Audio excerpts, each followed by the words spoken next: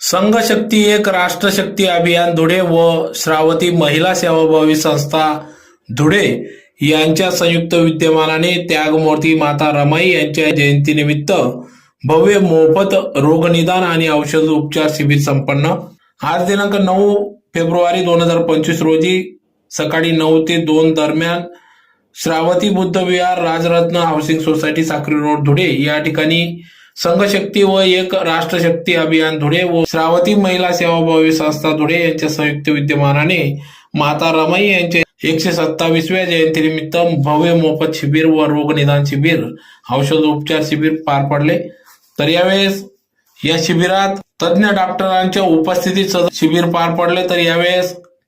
सुयोग हॉस्पिटलचे अस्थिरोग तज्ञ बापूसाहेब डॉक्टर के सैंदाने, अस्थिरोग तज्ञ डॉक्टर गौतम शिलवंत, किमया बाल रुग्णालयाचे डॉक्टर जगदीश पाकरे, मीनाक्षी हॉस्पिटलचे डॉक्टर विजय Kamble, केशरदीप hospital Deopur धुळेचे doctor Jitendra Nikum,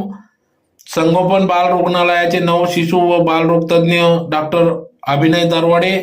Thorat maternity हॉस्पिटलचे डॉक्टर सुषमा थोरात, सिव्हिल हॉस्पिटलचे स्त्रीरोग प्रसूती तज्ञ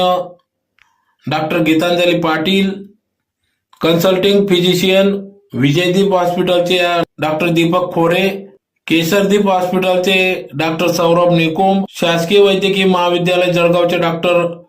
किशोर शेजवळ, हॉटेल गणपती पॅलेस समोर संचालिका डायग्नोस्टिक डॉक्टर करुणा शेजवळ,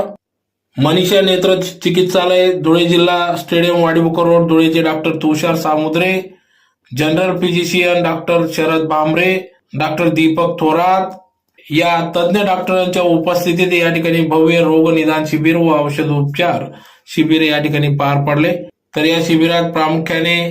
लहान मुलांचे, स्त्रियांचे, पोटाचे, हाडांचे, डोळ्यांचे, मधुमेह, हृदयरोग आदी आजारांवर मोफत तपासणी व मार्गदर्शन करण्यात आले।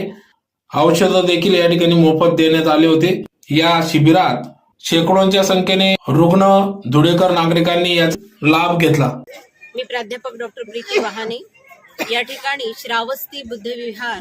याचं बांधकाम सुरू आहे आणि या परिसरामध्ये म्हणजेच राजरत्न हाऊसिंग सोसायटीच्या ठिकाणी त्यागमूर्ती रमाई जयंती यांच्या निमित्ताने त्या औचित्याने एक मोफत रोग निदान शिबिर आयोजित केलेलं आहे। ज्या रमाईने अतिशय आपल्या मुलांचा त्याग केला, उपचार त्यांना मिळालं नाही आणि त्या मुलांचं निधन झालं, तेच एक मनामध्ये ठेवून आपण आपल्या समाजातील गरीब लोकांपर्यंत त्यांना उपचार प्राप्त व्हावा आणि कमी पैशामध्ये त्यांचं निदान व्हावं